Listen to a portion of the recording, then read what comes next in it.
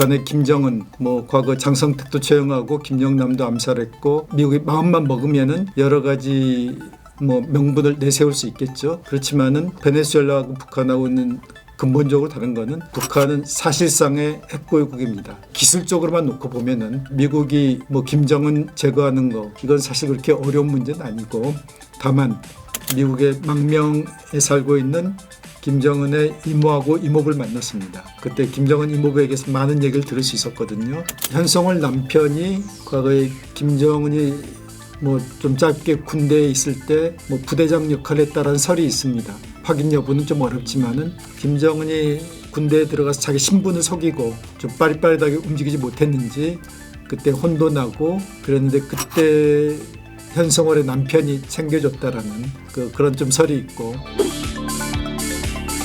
안녕하세요. 세종연구소에서 부소장직을 맡고 있는 정성장 박사입니다. 저는 1980년대 중반부터 북한 정치 그리고 군사, 이데올로기, 핵안보 문제 등을 연구를 해왔습니다. 마두로 체포 사태를 보면서 김정은은 양가적 감정을 가졌을 거라고 생각이 됩니다. 한 나라의 최고 지도자가 미국의 특수작전 부대에 의해서 단시간 내에 체포되고 미국으로 이송까지 되는 게 가능하다는 걸 직접 눈으로 확인하면서 미국의 특수작전 능력, 참수작전 능력에 대해서 상당히 놀랐을 거라고 생각이 됩니다. 그동안 한국에서 참수작전 이야기가 많이 나왔었지만 자신들은 그게 가능하지 않을 거라고 안도감을 갖고 있었을 수도 있습니다. 그러나 이번에 베네수엘라의 경호팀들이 일체 저항도 하지 못하고 모두가 다 사망하고 미국 측에서는 한 명의 사상자도 발생하지 않은 걸 보면서 참수작전이 얼마나 이제 북한의 위협적인가 하는 걸 새삼 느꼈을 거라고 생각이 됩니다. 그러나 또 그러면서도 김정은은 베네수엘라는 핵이 없지만은 북한은 핵무기가 있고 또 미 본토를 타격할 수 있는 ICBM이 있기 때문에 결코 미국이 북한에 대해서 참작전 할 수 없을 것이다 라고 안도감을 느꼈을 거라고 생각합니다. 북한의 김정은, 과거 장성택도 처형하고 김영남도 암살했고 미국이 마음만 먹으면은 여러 가지 명분을 내세울 수 있겠죠. 그렇지만은 베네수엘라하고 북한하고는 근본적으로 다른 거는 북한은 사실상의 핵보유국입니다. 그러니까 NPT가 허용하는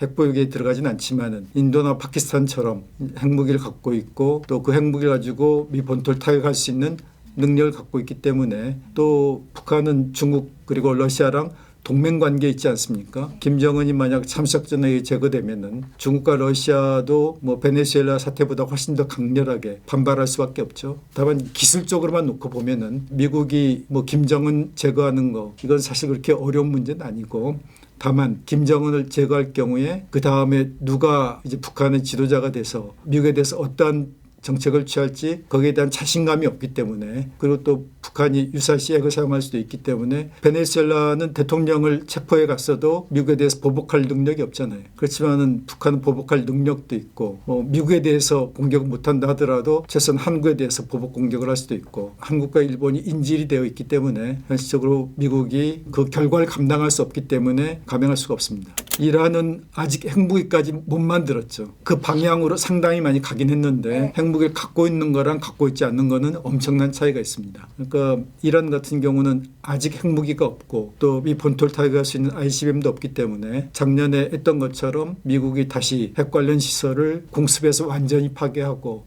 그리고 나서 이란이 핵무기 해체에 동의하면은 이란에 대한 제재 풀어주겠다 이런 식으로 나갈 수도 있는 거죠. 작년에 미국이 이란의 핵시설 공격을 했는데 그 핵시설이 완전히 파괴되지 않았다라는 그런 주장이 있죠. 트럼프로서는 이번 기회에 이란이 혼란에 빠져 있을 때 그 시설 완전히 파괴하고 이란을 완전히 핵폭의 길로 이끌어낼 수만 있다면 굉장히 큰 외교적 성과로 간주가 되겠죠. 이란에 대한 미국의 외과 수술식 타격 가능성은 충분히 있다고 봅니다. 베네수엘라에 대해서도 외과 수술식 타격을 한 거잖아요. 최고 지도자만 딱 제재를 풀어서 그들이 다시 이제 일상생활로 돌아올 수만 있다고 하면은 오히려 트럼프에 대해서 고맙게 생각할 수도 있는 거죠. 이란은 북한이 굉장히 가깝게 느끼는 그런 국가죠. 이란뿐만 아니라 최근엔 쿠바 내부 사정도 굉장히 안 좋습니다. 물가가 폭등하고 또 식량이 부족하고 전기 공급도 제대로 안 되고 이런 국가들의 정세가 불안한 걸 보면서 김정은이 최근에 지정학적 위기를 얘기를 했죠. 그리고 다단한 국제적 사변들 얘기를 했는데 불안감을 느끼고 있다라는 뭐 의미로 해석이 됩니다. 다만 북한에게 있어 가장 중요한 국가인 러시아하고의 관계가 지금 과거 그 어느 때보다 좋기 때문에 그렇게 큰 불안을 느끼지는 않을 거라고 봅니다. 그러니까 북한이 지금 보유하고 있는 핵무기가 최대 150개 정도로 추정이 됩니다. 그리고 2030년, 40년쯤 가면은 이게 200개, 300개 이상으로 늘어날 거고요. 북한은 우리에 대해서 더욱더 강압적으로 나올 가능성이 큽니다. 북한이 우리에게 설마 핵을 쓰겠느냐라고 생각하는 사람도 있지만은 북한이 NLL 침범하고 아니면 뭐 백령도를 점령하고 만약 한국이 보복한다면 핵무기를 사용하겠다고 하면은 우리가 고민하지 않을 수 없는 거 아닙니까? 우리의 활동을 반격을 제약하는 거죠. 그래서 우리 후대에게 안전한 대한민국, 전쟁의 공포로부터 벗어날 대한민국을 넘겨주기 위해서도 자체 핵무장은 반드시 필요하고요. 북한이 핵 잠수함을 개발하고 있는데 상당히 많이 진척되고 있으니까 우리도 거기에 대응할 수 있는 핵추진 잠수함을 개발해야죠. 핵추진 잠수함이 디젤 잠수함보다 두세 배 이상 빠른데 뭐 자전거 타고 오토바이 따라갈 수 있겠습니까? 그렇기 때문에 우리가 핵 잠재력과 핵추진 잠수함부터 먼저 가질 필요가 있습니다.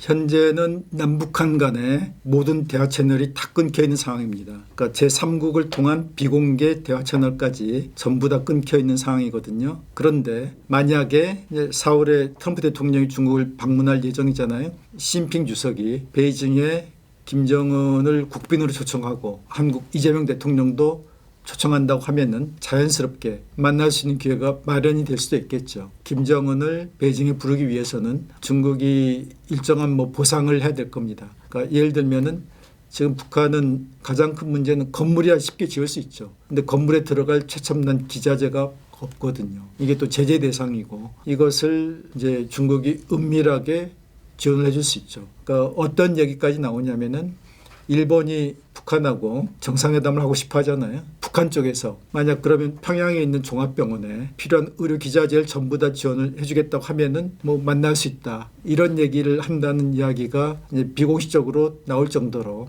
남북대화 관련해서 이재명 대통령이 협조를 요청을 했을 거고 뭐 시진핑 주석이 뭐 적극적으로 노력해 보겠다라고 대답을 했을 거고 뭐 이재명 대통령이 나름대로 기대를 갖고 남북대화를 희망하는 그런 메시지를 뭐 날리지 않았을까 생각합니다. 그러니까 처음에는 북한이 총참모부 대변인 담화 형식으로 비난을 했거든요. 그 담화 내용을 보면은 좀 어처구니 없는 부분이 있습니다. 군사 정찰 장비가 들어가 있다는 식으로 거기에 탑재된 뭐 카메라든가 뭐 그런 거 보면은 그렇게 고성능이 아니거든요.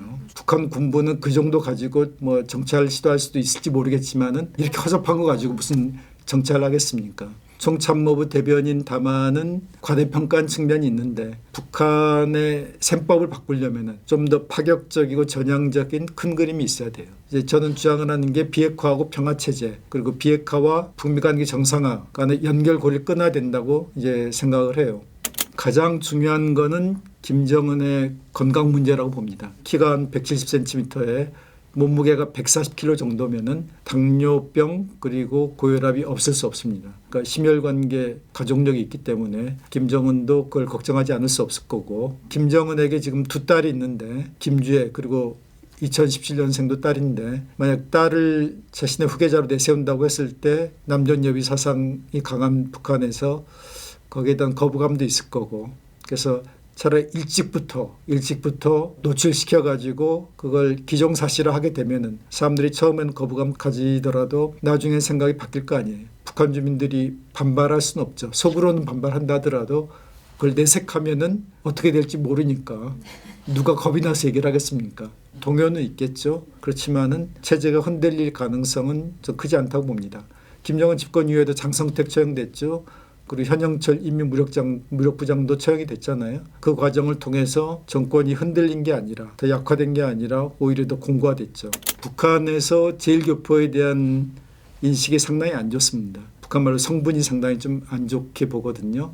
그렇기 때문에 자신의 어머니조차 제대로 공개하지 못하는 백두혈통이라고 하면 왕족이라고 할 수가 있거든요. 이 제일교포면은 거의 뭐 천민에 해당하는 뭐 계층이라고 할 수가 있는데 자기 어머니가 천민 계급에 해당한다? 이거 내세우기가 굉장히 어렵지 않아요. 이걸 내세울 수 있으려면 김정은이 그만한 용기가 있어야 되는데 그런 용기가 부족한 거죠. 대성산 혁명 열사름 그 바로 옆에 고용 묘소가 있을 거예요. 그래가지고 이제 간부들은 가서 화환도 바치고 참배도 하고 그러긴 하지만은 일반 대중들에게는 그런 것들이 알려져 있지 않죠. 그러니까 어머니가 상당히 중요한 컴플렉스, 김정은의 컴플렉스를 작용하고 있다고 볼 수 있습니다. 제가 2021년 3월 달에 워싱턴 DC에서 미국의 망명에 살고 있는 김정은의 이모하고 이모부를 만났습니다. 그때 김정은 이모부에게서 많은 얘기를 들을 수 있었거든요. 그러니까 고용희의 여동생 고용숙 씨, 그리고 이제 고용숙 씨의 남편 리강, 그때 들었던 이야기 중에 가장 인상 깊었던 게 김정은의 만 8세 생일날, 그때면 92년이거든요. 그때 김정은 앞에서 발걸음이라는 김정은 찬양가요가 불렸다는 겁니다. 막연하게 알고 있던 것보다 훨씬 이른 시기에 김정은이 후계자로 내정되었던 거죠. 그때부터 김정일이 측근들한테 앞으로 내 후계자는 정은이다 라고 얘기를 했고, 그러니까 김정은의 이모부가 깜짝 놀라서, 상당히 합리적인 사람이거든요. 깜짝 놀라서 김정은이 어린데 왜 벌써부터 후계자라고 얘기를 하느냐. 그러니까 김정일이 하는 말이 나를 닮아서 라는 거였다는 거거든요. 그만큼 김정일의 권력 세습 의지가 굉장히 강했고, 김정은도 자기 아버지처럼 권력 세습 의지가 강한 거죠. 그러니까 김주애가 처음 모습을 드러낸 2022년이 김주애가 만 9세 때 되는 시점이죠. 김주애가 등장하자마자 얼마 안 돼가지고 북한이 김주애에 대해서 존귀하신 자제분이라는 표현을 썼어요. 이 존귀하신이라는 표현은 그러니까 북한 문헌을 들여다보면은 김일성, 김정일, 김정은, 그리고 김일성의 부인 김정숙에게만 사용된 표현입니다. 제가 김정은의 이모부에게, 그러니까 김정은이 만 8세 생일을 계기로 해서 그때부터 후계자로 내정되었다는 얘기를 듣고서 김주애가 처음 등장을 했을 때 비슷한 길을 가고 있구나라고 느낄 수 있었던 거죠. 과거에 김창선이 김정은 서기실장을 할 때, 그러니까 공식 석상에서 김정은이 앉으려고 할 때 김정은의 의자를 뺐다가 밀어넣는 그런 모습들이 나왔었거든요. 지금 이제 그 역할을 누가 하냐면 현성월이 합니다. 심지어 현성월이 김주애가 의자에 앉으려고 할 때 의자를 뺐다가 이제 밀어넣는 그런 모습도 이제 포착이 되고 있거든요. 이제 김여정을 챙기는 그런 모습이 카메라에 포착이 됐고, 그 김창선의 역할이 현성월에게 넘어갈 가능성이 크다고 봅니다. 아무래도 가장 신뢰할 만한 사람을 뽑겠죠. 그러니까 김창선만 하더라도 김일성 종합대학교 러시아과 나오고 뛰어난 인재인 것은 맞지만은, 그러니까 김창선보다도 김창선 부인 배경이 김창선이 중요한 직책을 맡는데 상당히 중요한 역할을 했어요. 무슨 얘기냐면은 부인의 아버지가 그리고 어머니가 다 항일발지산들이었습니다. 류경수라고 6.25 전쟁이 났을 때 탱크를 밀고 제일 먼저 내려온 사단장이 류경수죠. 어머니가 황순이라고 조선혁명 박물관장까지 했던 사람입니다. 북한에서 백두혈통 다음으로 가장 중요한 게 항일발지산들인데, 부인의 아버지하고 어머니가 다 항일발지산이니까 김일성 집안하고 가까울 수밖에 없죠.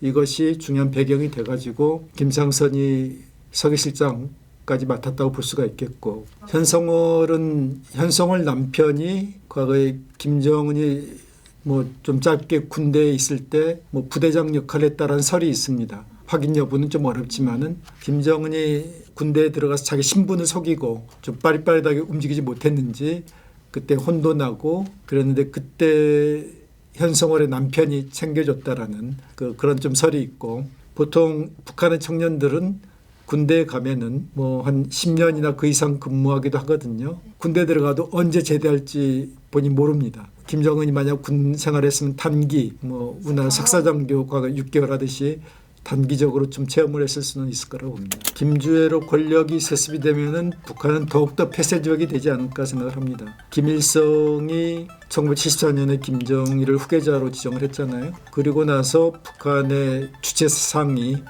굉장히 폐쇄적으로 바뀌었습니다. 그러니까 그 이전에는 북한 주체 사상에 대해서 이건 막스레닌주의를 북한화한 것이다는 식으로 설명을 했는데, 김정일 후계자가 되고 나서는 주체사상은 막스레닌주의보다 우월한 사상이라고 얘기를 하면서 중국이나 소련으로부터 배울 것이 없다는 식으로 폐쇄적으로 갔거든요. 김정은 집권 이후에 개방을 시도하기는 했지만 핵과 미사일 능력 고도하면서 주변국과 갈등을 더 심화시켰죠. 가령 뭐 김주애가 지금처럼 10년 정도 더 후계 수업을 하고 나면 그 다음에 권력 승계를 한다면은 좀 상당히 안정적으로 갈 수도 있겠죠. 만약 김정은이 쓰러져 가지고 김주애가 권력 승계를 해야 된다, 그러면은 뭐 불안정한 상황이 조성이 될 텐데, 그럼에도 불구하고 평양에 있는 핵심 엘리트들은 특권적인 생활을 하고 있거든요. 그러니까 이 사람들은 북한 체제가 붕괴되게끔 놔두지 않을 겁니다.